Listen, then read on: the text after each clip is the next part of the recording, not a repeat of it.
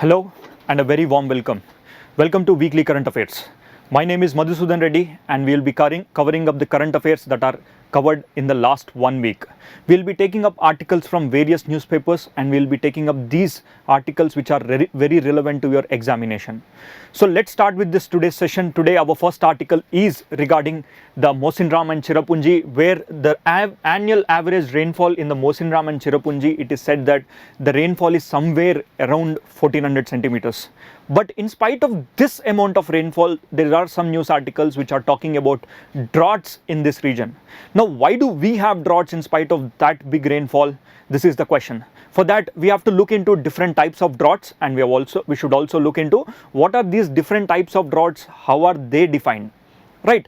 Firstly, before we get into all of these details, first let us quickly look into the article, what it says. The article says that on an average, Mawsynram receives 1400 centimeters of rainfall.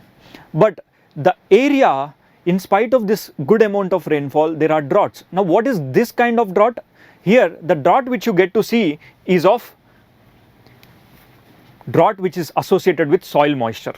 ठीक है, droughts अलग अलग type की होते हैं. कुछ meteorological droughts है, hydrological droughts will be there, agricultural droughts, ecological droughts, and socio-economic droughts as well.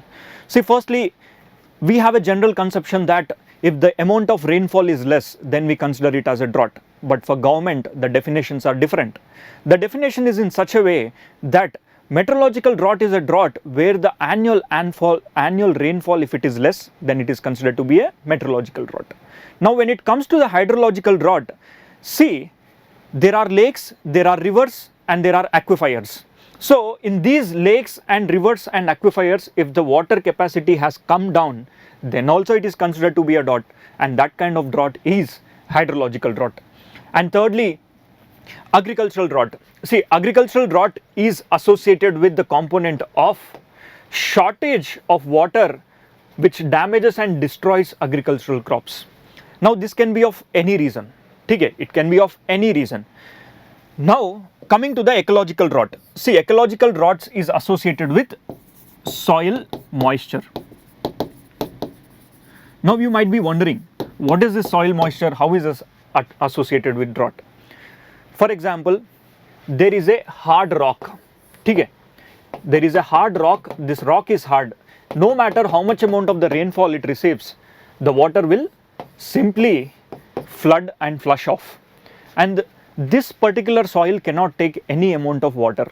Now, in this condition also, in this place, the vegetation is not much productive. So, even this condition is also called as drought. Now, if you look into the Mawsynram and Cherrapunji, these Mawsynram and Cherrapunji, they are located in the northeastern region. Especially if you see the map of India, they will be located in the, this is Garo Hills, Kasi Hills and Jayantia Hills. So, in between this Mawsynram and Cherrapunji is there. Now, if you see this plateau is extension of the entire peninsular India. In between, you will have Bangladesh. Right, this is your Bangladesh. See, physiologically, this Bangladesh is considered to be a gap between your peninsular India and the Meghalaya Plateau. In the Meghalaya Plateau, you will find Mawsynram and Cherrapunji. And here, you will receive on an average of 1200 to 1400 centimeters of rainfall. But now, here you have to understand that this particular area has hard rocks. The rocks are hard, the surface is hard, because of which even if there is large amounts of rainfall, the soil cannot take any moisture. In such a condition, we consider it as a drought prone area as well. So, from this date, we have to have this conception that droughts are not just in terms of rainfall, your droughts can be of different types as well. Right. Now, this is the article that talks about, and in this, from the preliminary examination point of view, from MCQ examination point of view, you have to understand two more things. You have to understand the lifestyle and the living conditions of these people who are living in this heavy rainfall area. Right. In general, the localites believe that umbrellas cannot do justice to that kind of rainfall. So, in that scale, what they do is, they have developed a local traditional umbrella that is called kunup. Okay? Kunups. So local people who are working there, when they go out, every day they have to wear this kunup. So this is part of their traditional culture. So that's why kunups become their integral part of the culture. Right, now what is kunup? The image which you see here, the man who is working always works with a kunup. Kunup is nothing but a traditional umbrella which is made up of bamboo, right? So this is kunup. And secondly, the lifestyle that is associated with the northeastern people, especially in the Mosinram and Cherrapunji, they have living root bridges. Now what is this living root bridges? And this living root bridges also has a recognition that living with the heritage. They are also called as the concept of effective utilization of available resources. Now these people, they have the tendency to live with the nature.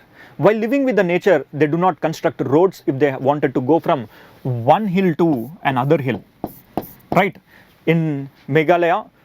So what they do is, if there are local traditional trees of banyan trees, these trees, they use it and they tend to build the bridge. Now these bridges are built using the roots of the tree. Now it doesn't mean that all the bridges are built in this way, only few bridges where the possibility is there.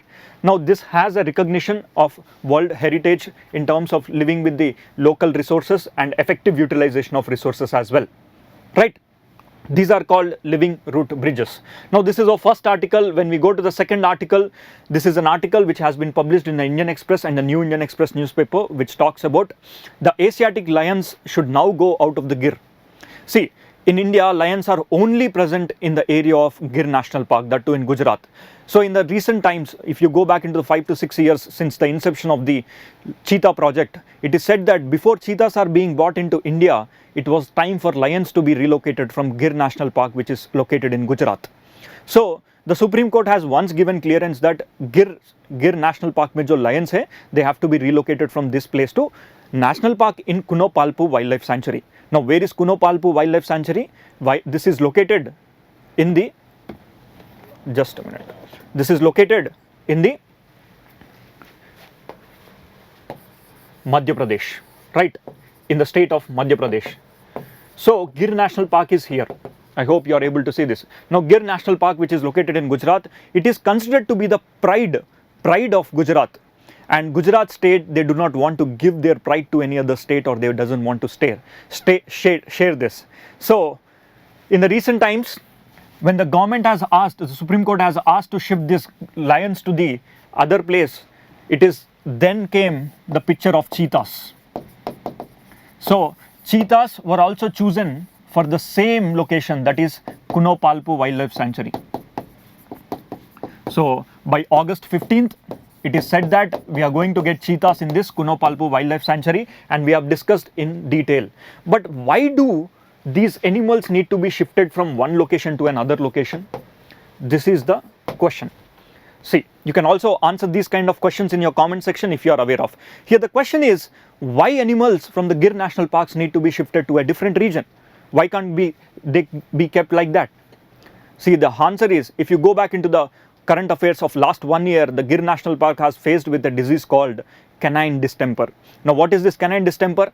Animals who are living in that region, when they have attacked dogs, dogs had a specific disease that is called canine distemper. That disease has been transferred to the lions. So because of that, in that year, around 24 lions are dead.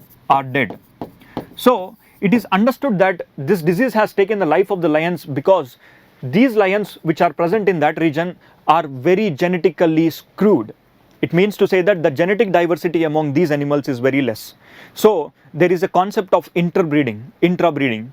Now these animals which are living in that area, they do not have the genetic makeup of another region, because of which it is said that they're genetically not very strong. Any small disease which can come and attack. So now it's time for us to, when we relocate the species to a different location, then over a period of time, the animals that are living in that location will start to adapt to that localized conditions. Slowly, the genetic makeup changes.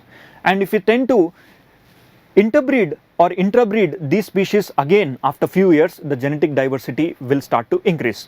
Now when genetic diversity increases, it is said that the chances of survival with respect to these animals will also increase, right? Similarly, this is also case with the tigers, and this is also case with the leopards as well. As the leopards population is very much rampant, we are not much concerned about them.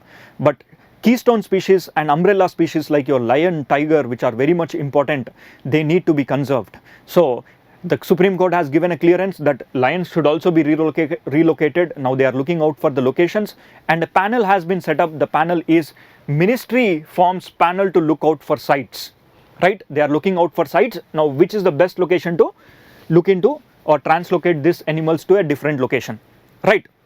So earlier the idea was to relocate this Gir National Park Wildlife Sanctuary and Gir Wildlife Sanctuary's lions to Kuno. But now the idea has been more or less silent. Why? Because it is the same place where cheetahs are also coming. See, lion can easily eat away cheetah, right? Cheetahs they are fast animals, but they cannot be always surviving from these big animals. So if at all we bring cheetahs from Namibia, Africa, and still if these animals are relocated into the same area, it becomes a difficult task to survive. Now the cheetah reintroduction program is going under a fenced program. Okay. For example, if this is your Kuno Wildlife Sanctuary, they are going to fence this Kuno Wildlife Sanctuary and they are going to monitor these cheetahs. So at this point of time, it is understood that relocation of this lions to this particular national park is not a viable solution. Now a ministry has now been looking into the locations at various places, right? Now next article, this is in the Hindu newspaper published article which talks about census delay to hit policies experts. See, the last census which we got, the socio-economic census which we got was in the year 2011. So it is already 2022, and it is generally expected that every 10 years the census should be out. As the census is not yet out, it is said that the programs, the government policies which are to be framed, they are all based on the census. So if at all this census is not yet out, the government implementation of the programs and the policy making, that will also be delayed. Now here comes the role of a finance commission also, because the disbursement and the devolution of funds with respect to the central government and state government is addressed by the finance commission. So let us quickly look into what exactly does the finance commission do and what is the role of finance commission with respect to the census. Once the census is given, based on that, population data will also come out. This population data will be used by the finance commission to devolve the taxes. You go and buy any product in the market, that product will have two taxes. One can be a direct tax, one can be an indirect tax, and that indirect tax is collected by state government or the central government, and it is given to the central government as well. So there are more funds with the central government. So whatever the taxes that is collected in the name of SGST and CGST, the same amount is also collected by the central government, and it will start to give out to the states in the form of devolution of taxes. Now what is this devolution of taxes? Of the total 100% amount that is collected by the central government, the money will be disbursed to the state government with respect to the ratio of 42 to 58, right? 42 out of every 100 rupees, 42 rupees will be disbursed to the state and 58 rupees will be kept by the center. Now this 42 rupees should be given to each state. Now is it the same amount that is given to the Uttar Pradesh and also the amount that is given to the Tripura the same? See, the population in Uttar Pradesh is very large and the population in Tripura is very less. So if you give large amounts to the Tripura, now it feels an unfair activity to the Uttar Pradesh as well. So that's why the Finance Commission has come up with the devolution process, and in that they have given certain criteria. Back in 2014, that is the 14th Finance Commission, the share of the population is about 27.5%. But later this 27.5% has been shifted or changed to 15% of the weightage of the total population that is given with respect to the funding from the devolution of taxes, right?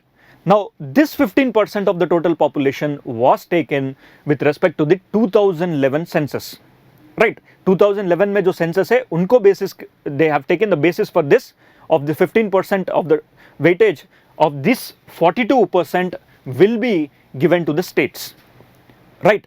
That means 15% of the total population of UP, the total population of the UP is very high, right? That means the weightage to the UP should go more. That means more money will be given to the UP on the basis of population composition. Now here comes the conflict that states which are present in the southern part of India, ठीक है, their population control has been taken place. ठीक है, यहाँ पे जितने भी states है ना, their population has been controlled. Don't you think that it is unfair or injustice to these states when they have controlled the population and the weightage with respect to money is also taken into consideration?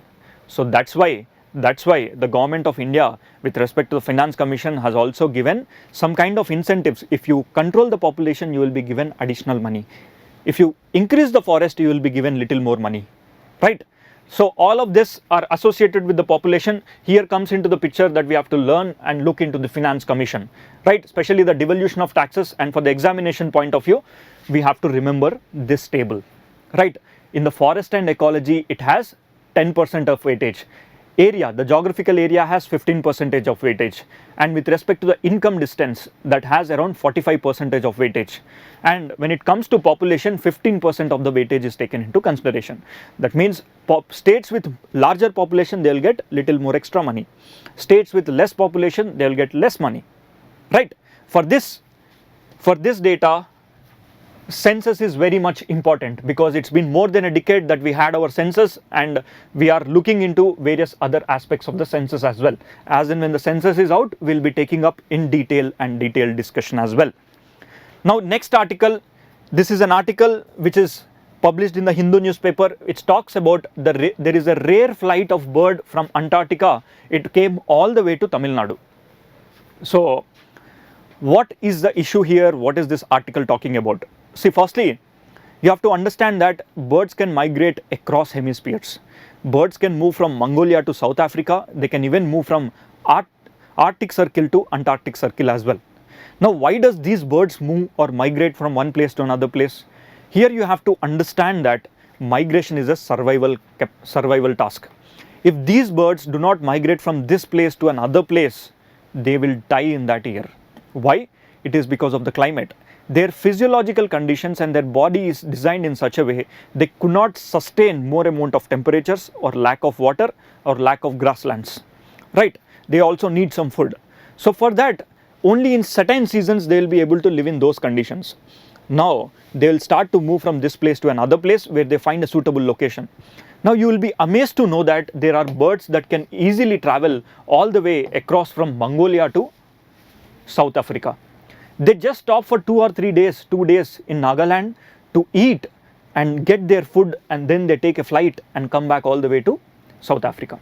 Now this kind of bird, this bird's name is Amur Falcon, right?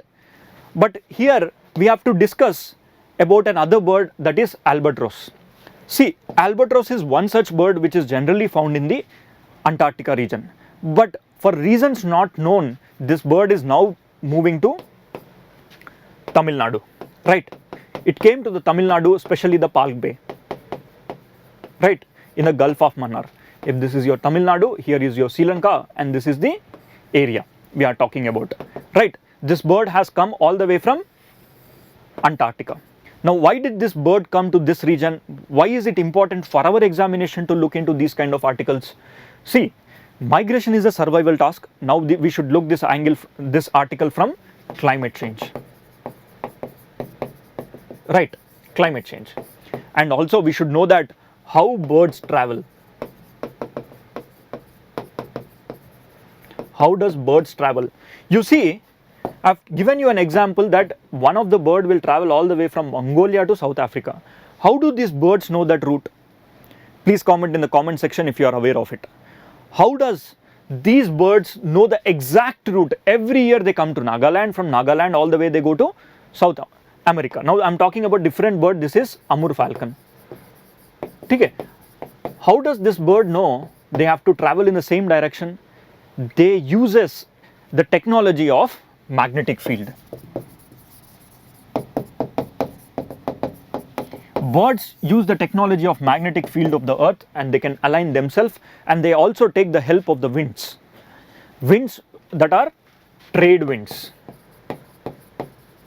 Okay. Trade winds को लेकर they'll start to travel from one region to another region. If at all, imagine in the month of June and July. See, in the month of June and July we have monsoon season in India. That means our trade winds are in this direction, right? That is how we get our monsoons. If a bird that is going against these winds, don't you think that that bird needs so much of energy? It has to fly against this wind, right? It needs more energy. So that's why the birds are also very smart. During the time of monsoon time period, they fly in the same direction of the winds. Now when winds start to move in opposite direction, they will start to fly along with that, right? So this is one such methodology. The birds will usually fly like that. There are many number of birds and there are many highways for the birds. Now these highways are called Asian flyways. Flyways, birds highways. Birds का जो highways है ना, they are called flyways. Now if you look into these flyways, there are many number of flyways across the world. A bird can move from South America to all the way to the Alaska as well, right? A bird can move from South America to even till Russia as well. Every year they take a round and they come back, right? Such a small bird, it is traveling all the way, right? If once they take flight, they won't stop. They directly go to their destination, right? So here the current bird which we are seeing is coming from Antarctica to India. But there is no such fly route. In spite of that, how did we find this bird here? Now the scientific community estimates that the bird is here because of the change in the pressure belt, right? Change in the pressure belt. Today the winds that are coming to India, if you see, they are monsoonal winds. Okay? We are getting monsoonal winds. This bird might have used that pressure, change in the pressure, and it has traveled all the way to this region, right? Now why should we worry about this bird? See, generally birds from non-identified areas, if they are coming into your location, there are two different kinds of threats. Number one, that bird could have been a diseased bird. If you look into the flu, bird flu, avian flu, all the diseases that are associated with the birds, they can transmit from one bird to another bird, and that bird can transfer to our daily eating habits where generally the consumption of non-vegetarian is taken. Now that can spill over. So it is very important for us to watch over these kind of abnormalities. On one side, we have to be very much happy, or we should also be unhappy for that. Happy because it is now being a breeding ground for these kind of birds. Ecologically, it is a positive thing. On another side, we have to look for the climate change angles. A cold living bird that lives in Antarctica at a lower temperatures, how is it able to survive in these temperatures? This is what we have to look forward for. And secondly, we should also look for the examination, from the examination point of view, the flyways that are passing through India. Okay? The flyways that are passing through India. See, what are these flyways? We have the bird flyway. One flyway is Asian flyway. That means every year the birds will travel through India. One of the example is Amur Falcon that I have told you. You have to understand the significance and importance of this Amur Falcon as well. Firstly, you see the Amur Falcon, which starts from Mongolia, lands in Nagaland. When it lands in Nagaland, what it does? It will eat away all the flies that are present in that region. Now that is a very good positive sign. Why? Because those bugs, small bugs which are present in that area, during the time of harvest, they come and eat that harvest. Now this bird will come and eat those small birds, because of which the people who are living in that area, they'll having better yield with respect to the food, right? So let us quickly look into what was the light matted albatross spotted. It was spotted in a beach, that is Antoniaripuram beach, right? Antoniaripuram beach. This is where the area the bird has been spotted. And why was it spotted here? It is said that this bird has come all the way from 5,000 kilometers to the Park Brae near to the Rameshwaram, right? Why is it spotted? It is spotted because, please comment in the comment section if you are aware of it. See, it is spotted because there is a change in the pressure. That change in the pressure had led to the transfer of this bird from that region to this region, right? Now looking into the next article. See, our next article deals with the Forest Rights Act. This has been discussed in detail in our daily current affairs classes also. See, I'll not be going in detail into the Forest Rights Act because Many times I have discussed this in the previous classes as well. Now there is an associated topic with respect to the Forest Rights Act and its implementation and association with the particularly vulnerable tribal groups. Right? We'll now be looking into the Act and its association with the PVTG. Right? See, firstly, we have to look into the particularly vulnerable tribal groups. In India, there are tribes, and within these tribes, there is segregation as well. The tribes that are living in Andaman are different from the tribes that are living in the Uttarakhand.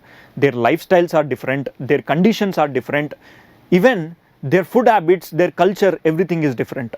So we cannot give the same rights to all the tribes, and we cannot also consider these two tribes are equal. For which the government of India has categorized the tribes into various categories for their welfare or socio-economic development. Right? Now this kind of one of the classification that has been taken is called PVTG. Right? Now what is PVTG? Within the tribes, those tribes which are very much vulnerable, they are called particularly vulnerable tribal groups. Right? That means there is a definition to the particularly vulnerable tribal groups. Before that, let us quickly solve a question based on this article. I'll again, after discussing this article, I'll solve this question. But before, once give a reading to this question and try to answer by it yourself. See, I'll read the question out for you. Consider the following statements with respect to the particularly vulnerable tribal groups. Statement 1 says that the PVTGs are the marginalized sections of the scheduled tribes of India. Statement 2 says that the PVTGs are sections who are relatively isolated educationally and socially, economically backward classes, living in a habitat far away from the amenities. Statement 3, PVTG is not a constitutional category, nor are these constitutionally recognized community. Statement 4 says that Government of India classification created with the purpose of enabling improvement in the condition of certain communities with particularly low development. It says that Government of India has created this classification and it is not part of the constitution. So please post your answers in the comment section and let me see what do you comment. Okay.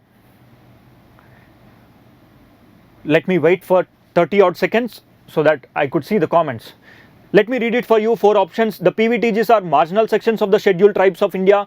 The PVTGs are sections who are relatively isolated, educationally and socially backward communities living in habitat far away from the amenities. Statement 3, PVTGs are not constitutionally categorized. These are constituted by the central government. Statement 4, the Government of India has classification created this PVTG. Purpose of enabling improvement in the conditions of certain communities with particularly low development. See, here the answer is A is correct, B is correct, all the statements are correct. Firstly, PVTGs are not constitutionally categorized. They are not constitutional category, right? It is a category which has been given by the Government of India. Right, for our convenience, the government has created this particular group for its convenience. It has characterized those tribes, whoever has the lowest standard of living with respect to socio-economic conditions. They have different culture, different language, they are isolated. These conditions have been taken into account. Right. So let us quickly discuss this article. Before that, I wanted to ask you, how do you define a tribal community in India? How do you define a tribal community in India? See, the definition of tribes has been clearly defined in the Constitution of India with respect to Article 366 and 342. Article 342 says that the President of India will designate a particular community as a tribal community after taking consultations with the governor of that state. Right? But on what basis the governor will give recommendations that, so please designate these people as a tribal community? For that, there has been a committee that has been set up, and that committee's name is Lokur Committee. Now this Lokur Committee has given certain standards. These standards are, firstly, the community should have primitive traits, right? They should have primitive traits. And the second characterization, it should have a distinct culture. Their culture should be old, their culture should be of a distinctive in nature, and they should have a primitive origins as well. Now the third category is that they should be isolated, or they should feel shy to get in contact with the general public. Right? Feeling shy means they should not feel shy. It's generally the community characteristics. Right? And fourthly, they should be geographically isolated as well.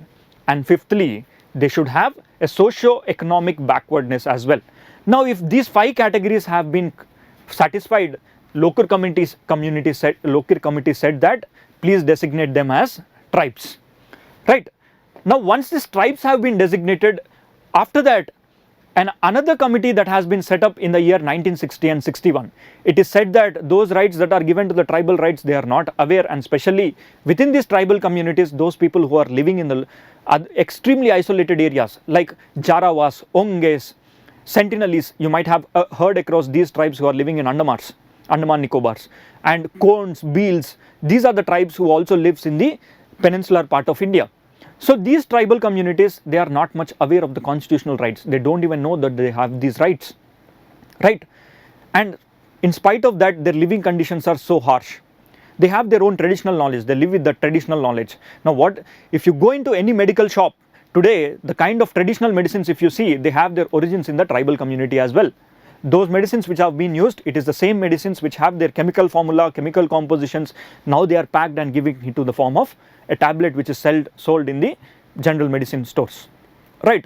So those communities which are very much isolated, geographically isolated, these communities within that social categorization Karkar, now they have asked, let us designate these tribes as primitive tribal groups in the year 1975, right? 1975 में उनको primitive tribal groups कहा गया था. After that, little later in the year 2006, these primitive tribal groups, they have been renamed as PVTG. What is this? Particularly vulnerable tribal groups. Now, why they have taken the term primitive out of it? See, the term primitive is a negative orientation word. Now, what is primitive? Do you call tribals as primitive? No, they are actually living with the natures. They have a knowledge which is very much advanced at times. Their living conditions are harsh because they still live with the old traditions, right? So that's why we should not be calling them as primitive people. We should be calling them as particularly vulnerable. They have changed the definition, that too in the year post 2006. Now, why they have changed this definition or given another name? Because in the year 2006, there is an act that came up in the name of Forest Rights Act in the year 2006. Now, this Forest Right Act has come up and said that it is going to give certain rights to the tribal communities in 2 different forms. Now, the first form of this right is that it said that it will be giving livelihood rights.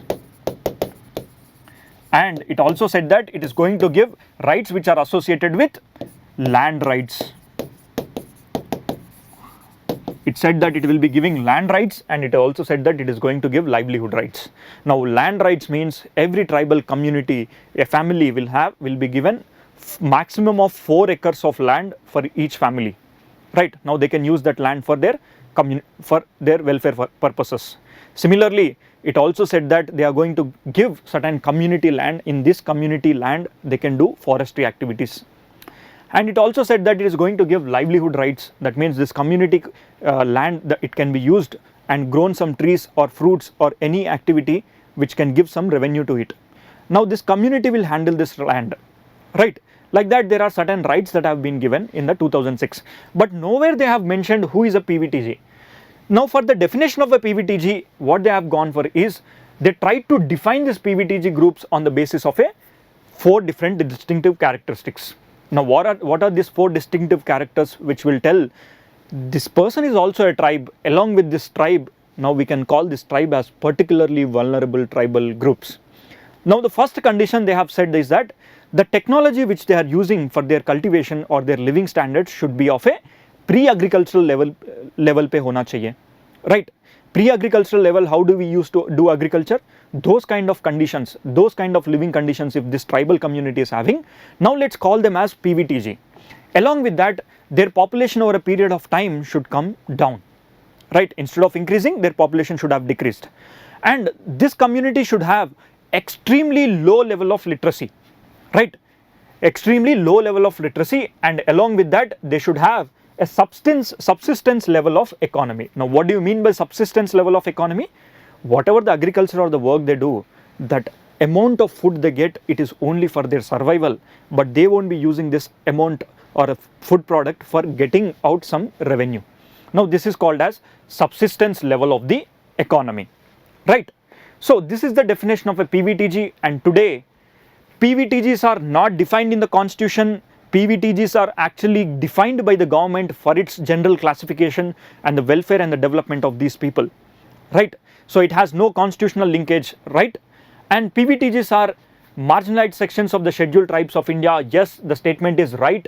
And the second statement that I have given is they are relatively isolated, educationally, socially and politically backward, right? That is also true.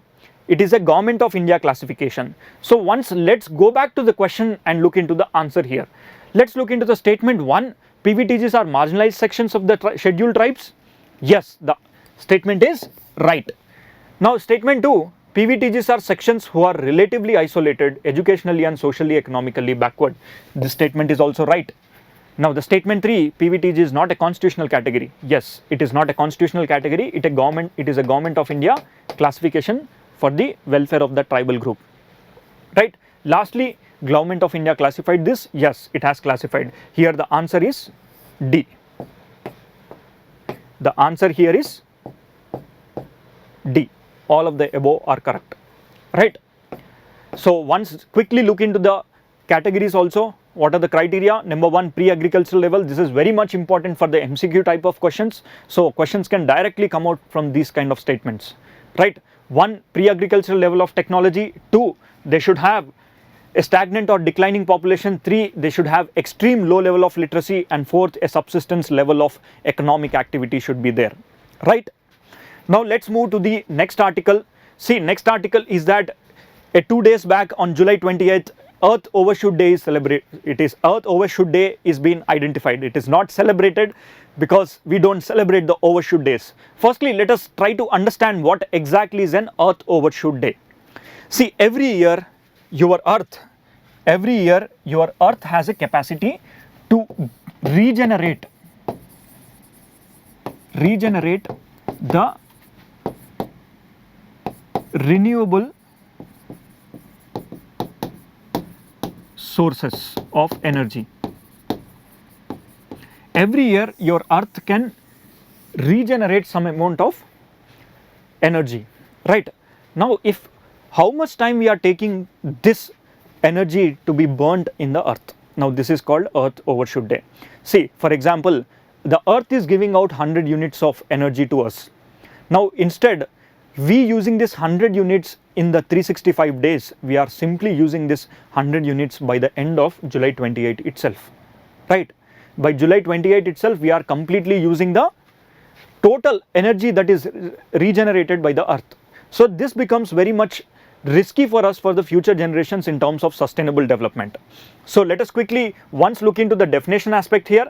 Earth Overshoot Day marks a date when humanity has used all the biological resources the Earth regenerated during this entire year. That means all the biological resources that the Earth has regenerated, we have used them completely by the end of July 28 itself. Now July 28 is considered to be the Earth Overshoot Day. Now what are the changes that we have seen since the last couple of decades? You have to look forward into this. Firstly, if you look in the year 1971, our Earth Overshoot Day was December 1st. Okay. This is how our Earth used to be on the December 1st. That means whatever the Earth used to regenerate, we are using those regenerated energy or the resources by the December 1st. Slowly, by the 71 se lekar ab tak, by the time we have almost come till July 28, right? That means whatever the Earth is generating, we are using it by July 28 itself. So in these conditions, how many Earths do we need? It is said that we need almost 2 Earths, right? We almost need 2 Earths if we are going to use the same kind of energy, same amount of energy, right? So Earth is no longer in a position to bear the amount of population, the amount of resources we are using. So in this condition, when the Earth cannot bear this, what does the Earth do? It changes its climate, right? Earth changes its climate. Now climate change is inevitable.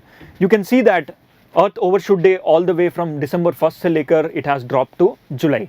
Slowly, it is no wonder this can even come to the January, February, March also, right? Now there is a report that has come up. It says that if US if the world's population is living like this, the US would be needing almost 5 planets like Earth. If all the population of US is the entire global population, right? Now look at India. We do not need the entire world. Our standard of living is extraordinary in terms of overshoot capacity. We are actually using the resources in a deficit manner, right? It is generally supposed to use those resources by the end of 365 days, but we are not even. We are taking more number of days to use those energy. That means we are on a positive note. But look at the countries like USA, Russia, Germany, UK, China and Brazil. Now what are these countries? These are the largest economies of the world. And India being the 5th or 6th largest economy of the world, we are still not using the same amount of energy. That means we should be rewarded in terms of climate change, right? We are the flag bearers of the climate change. We are the sustainable development, right? Okay.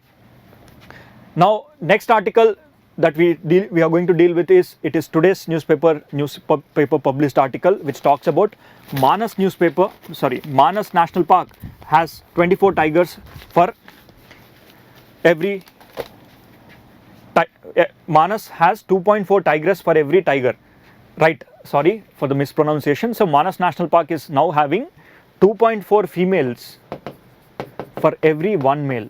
So this is something to be seen as a positive entity, right? So our interest here is not how many number of tigers are present here. Our interest should be to look forward the climatic conditions of the Manas and what they have done to increase the population of the tiger to 2.4, right? What did Manas do? Manas National Park authorities have done to increase this population ratio to 1:2.4. For every 1 male, there is 2.4 female. Now this is an indication that the tiger population in the near future can increase in the Manas Tiger Reserve. Why? Because tigers generally do intrabreed. They do intrabreeding, right? Within the same family they breed. So because of which the tiger population can increase more, because more number of females are there, right? So for the examination point of view, what we have to look forward is the location. See, if you look into the location of the Manas National Park or Manas Tiger Reserve, it is in the Assam where the Manas River is passing through. Now this national park has border with Bhutan. ठीक है, Bhutan में भी ये national park है, right? Now what is the name of national park in the Bhutan? It is called Royal Manas National Park. ठीक है, it is called Royal Manas National Park in Bhutan. In India we call it as Manas National Park. Now what is the significance of this national park? See, firstly, if you see, Manas is a land for many critically endangered species. If you know the smallest pig in India in the name of pygmy hog, that pygmy hog is also located in this grasslands. So Manas, if you look into the vegetation, see, if this is your Manas National Park, this Manas National Park has an area of grasslands. Okay, these are grasslands. And here you have hills. These hills are Himalayas foothills. Himalayan foothills. Now just across the Himalayan foothills you have grasslands. In this grasslands you find 2 species. The first species is the critically endangered species, which is called as pygmy hog. Okay, let me write it here so that it will be easy for you. Right, imagine this is your Manas National Park and this is your Assam. Right, here you have certain hills that are boundary between India and Bhutan. So this entire area before independence it was in British India, right? So you have to know some history behind this, right? Before that, see, this is your Royal Manas National Park. This is our Manas National Park, right? Earlier this is called Coach Bihar Wildlife Sanctuary or Coach Bihar Hunting Reserve. So the Raja of Bhutan, who used to have a family, and that family used to hunt this. For the hunting purpose they used to use this. But later, over a period of time, what happened? The conservation has been increased. In the year 1972, we have signed the agreement for preserving the tigers in the name of Project Tiger. We started, and that's when post-independence, the protection status of this Manas Tiger Reserve has increased. Right? Before independence, it was under the control of the royal family. Here, you will see an area of grassland. These are the area of grasslands. Grasslands means छोटे छोटे आपको grass देखने के लिए मिलेगा. Now next to the grasslands you will also find some number of trees. ठीक है? You can also see the trees as well.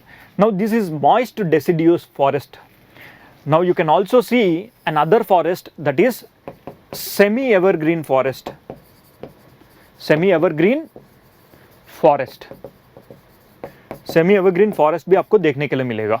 Now this has varied vegetations. You also find alluvial soils, you also find the very fertile soils where the river Manas will be flowing through this national park. Right? There is a Manas Wildlife Sanctuary, there is a Manas National Park, Manas also World Heritage Site. This is also a World Heritage Site as well. Right? World Heritage Site bhi hai. So that's why it becomes very much important for the examination. Here, see, the grasslands have different species, the tree area, deciduous forest have different species, the semi-evergreen forest, they have different species. Now, if you look into the number of species here, it holds two critically endangered species which are also called as indicator species which are present in the grasslands. Number one, it is pygmy hog. Okay. Number two, it is Bengal floricon. It is also Bengal floricon. Now these two species are called as indicator species. Can you comment on what is indicator species? What are indicator species? See, indicator species are those species, if the grasslands are good, these species will stay here. If the grasslands are bad, they will go away from this region. So in the recent times, what happened is that they have improved the grasslands, because of which the indicator species started to coming back. Now when these species are found in this region, it is an indication that this grassland is in a good condition. So there are two critically endangered species, that means their population is now less than 50 individuals. So pygmy hog status abhi recently changed ho gaya from critically endangered, its status have been now changed. But Bengal floricon, inka population काफी कम है. Right? Now leave this. Next to this, you also find tigers, you also find rhinoceros, you also find elephants, you also find leopards. Right? Now it becomes a very great combination. You also find tigers, you find the leopards, you find rhinoceros, you find elephants. Right? Now when these kind of all cat family, if they are found, they are said to be big five. All the big five cats, the big five animals, they are found here. Right? See, in the Bhutan, it is Bhutan National Park, and this national park is having an international boundary. So international boundaries are very, very important. Can you also comment on what are the other national parks which they also have the international boundary? Please comment down in the comment section if you are aware of it. So also let us quickly see the other national parks which are present in the Assam. Manas National Park, which is present in the region that is extending to the Bhutan in this, and other national parks include Raimona National Park, which has been recently in the year 2022 itself, this area is designated as national park. Right? Now 7th national park after the Raimona, it is your Dihang Patkai National Park, which has been notified in the year 2022 only. So these two national parks are also very important, right, for the exam. Now apart from this, there is Orang, Nameri, Kaziranga, Dibru Saikova. It total accounts to 7 national parks in the state of Assam itself. 7 national parks in the state of Assam itself, right? And nextly, if you see, there are national parks which they do also have international boundaries. That is Barandri. Here you find a small national park. This is Barnadi Wildlife Sanctuary. It also has international boundary. Manas also has international boundary. Right? Once quickly look into these species that are present in the Manas Wildlife Sanctuary. See here, the species which I mark, it is tigers, leopards, Indian rhinoceros and clouded leopard. This is also an important species that is also found in the Manas National Park, both leopard and clouded leopard. Apart from this, you also find the elephants and Indian rhinoceros, right? Elephants and Indian, yes, right? Please comment in the comment sections, right? Please comment in the comment sections. There is also critically endangered species. This critically endangered species are present here, right? Please comment in the comment section. I have just told what are the critically endangered species, right? Okay, right. See, this is the next article. This article talks about there is a boundary that has been changed between two nations, right? There is a boundary that has been changed between two nations. One is your Switzerland, one is your Italy. So why is this boundary changed? This boundary has changed because of the glaciers melting. Now, how are these boundaries that are degrading the boundary line between two nations? Now, this is an article which is associated with your climate change. In the examinations, in the descriptive examinations, you can give examples how climate change is affecting the international boundary lines. So, in the international boundary lines, if you look forward with respect to the climate change, here a climate can create a war, a climate can create refugees, right? So, when the climate change is happening here, the glaciers are melting and the boundary line is being receded into the Switzerland side. That means the area of the Italy is increasing into the Italy side. Because of which what happens is that here you have to understand it can create a war-like situations in the future, right? Right?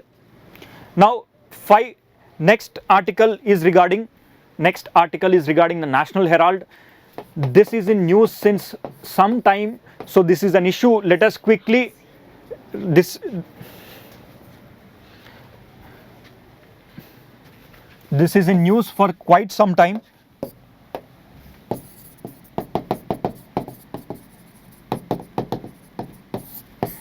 Firstly, we'll discuss what exactly is this article, right? And for the examination point of view, what we have to look forward into these articles, right? Firstly, let's go back to the history of National Herald. See, the National Herald is a newspaper. This is a newspaper which is associated with the brainchild of Nehru, right? Back in 1930s, the brainchild of Nehru has given the National Herald.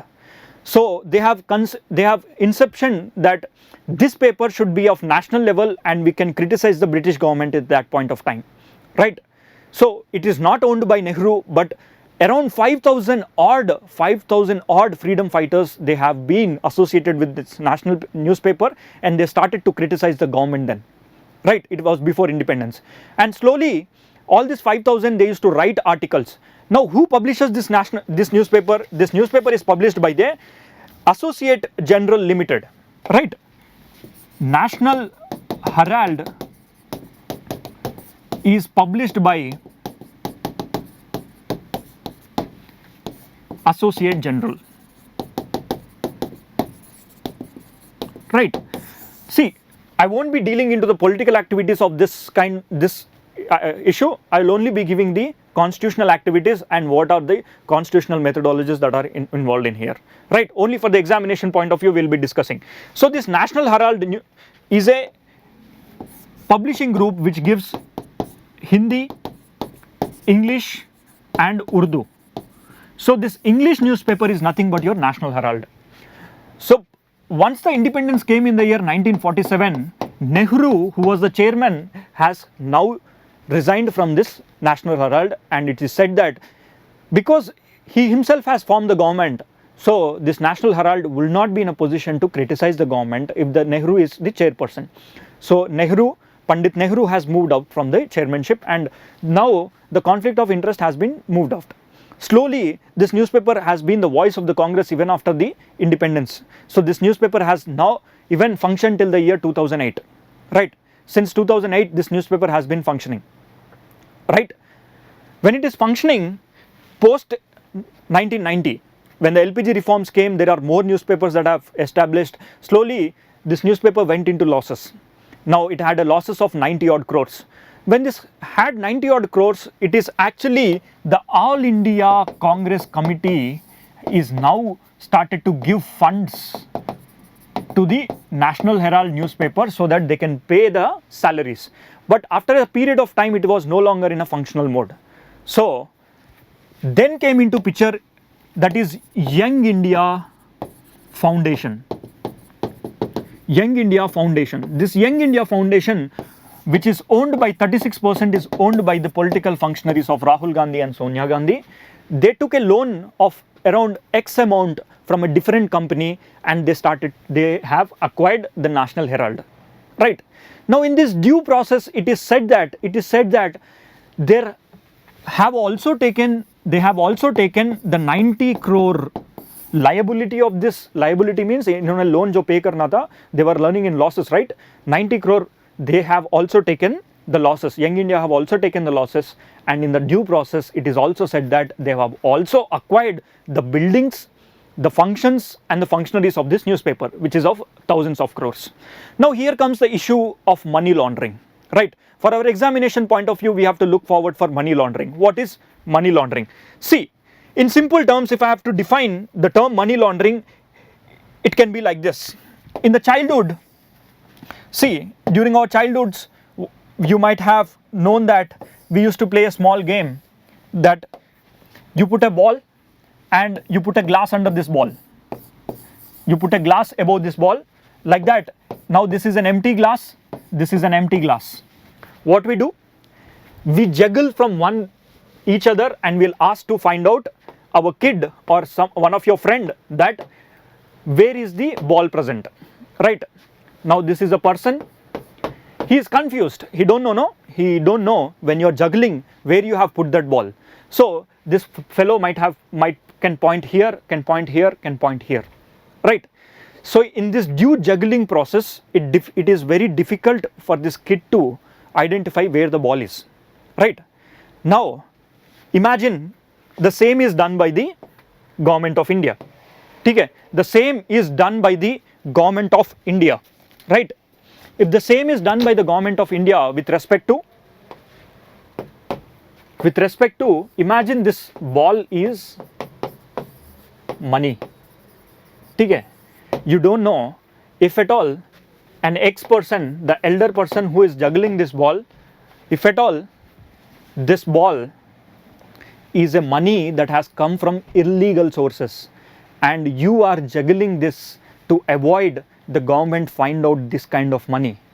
So this becomes a money laundering, and all this money have come from illegal sources, right? When this money has come from illegal sources, this becomes money laundering, right? See, a money laundering usually has three principles. One, it should have a placement component, it should have a layering component, it should have an integration component, right? Firstly, now what is this? What are these three processes? First one, see, you have collected some illegal money, right, which are not taxed. You don't know where is the source coming from. Now you started to place this money into the banking system, right? You started to place this money in the banking system through juggling process. Okay? What did you do? You have taken this money and you have now started to put this money in the banks. Once you have put this in the banks, this is already a dirty money. This is a dirty money. That means it is not taxed, it is not accounted by government. You have used some funds, you have used some functionaries to avoid this kind of activity. So slowly the money you have put in the banks, and from that money you are layering that. Layering means from one bank to another bank, you purchase something, you sell something, you purchase another thing, you sell another thing. So slowly you construct a building, you change that building and you sell this building to someone else. Now it is very difficult for the government to identify where is the source, right? And slowly what you do, by using this money, by changing layering and all, you will start to integrate it to buy or establish a aeroplane company. You can establish another company, a motor vehicle company or a watch company, or else you can establish another newspaper as well, what you have done here, firstly you have taken an illegal money, from there you are placing into the institutional systems, and from the institutional systems you are layering over, transferring, buying, selling, giving it to another person. Slowly you have layered it. Now the government usually looks into the top layer, but the actual source is somewhere else, and this is an illegal source, right? Now this becomes the money laundering. Now using this money, what you do, you go and buy a big companies. So in order to deal with this kind of situations in India, we have a body called, that is Enforcement Directorate. So Enforcement Directorate के बारे में हमें पढ़ना पड़ेगा, right? Now Enforcement Directorate, it looks after 3 acts. One is the Foreign Exchange Regulation Act, that is, along with that it is also taking care of the Prevention of Money Laundering Act, right? Enforcement Direct implements Prevention of Money Laundering Act, and also it implements the Foreign Exchange Regulation Act, right? FEMA and PMLA. Today the inquiries that are going on under the Money Laundering Act, Prevention of Money Laundering. See, money laundering already हो चुका होगा, लेकिन what is this act telling? Prevention of Money Laundering Act, right? Prevention means if at all there is a possibility that there is a possibility that this person can do money laundering, even then Enforcement Directorate can come into picture and inquire them, right? So for getting, how does ED government, the functioning of the ED takes place? ED's functioning will take place in such a way, they employ people from income tax, they employ people from police services, other professionals, advocates and all. This organization becomes a team. Now they do not have direct recruitment. Your income tax post, when you clear the services, you can also be posted into the Enforcement Directorate. They will take care of the PMLA and FEMA Act. Now in this PMLA, there should be a prerequisite. Firstly, someone should come and put a case in the police station, and from the police station, the Enforcement Directorate, if at all the police station feels that, okay, there can be a chance of money laundering, then they will send the case to the Enforcement Directorate, right? So here, who might have complaint against the national leaders who are presently being inquired by the Enforcement Directorate? Okay, that is locus standi. ठीक है, that is locus standi. Locus standi मतलब अगर, it means the person who has the right to knock at the door of the court, a place of standing, the right to be heard in court or other proceedings. That means if at all I have to be a locus standi of the National Herald case where Subramanya Swamy has went into the court and said that there is a money laundering going on, can the Subramanya Swamy has the power and authority to go into the private affairs when one can buy and sell their own private affairs? The answer here is, it is the Supreme Court said that as this is a public issue, locus standi, that means this person has the rights to go and complain or can seek the permission to inquire. Now this is a place of standing, the right to be heard in the court or the proceedings, right? In simple terms, you can be present in the court, right? That is called locus standi. Thank you guys, and this is it for today. We'll be coming up more relevant articles in the next week. Thank you and take care.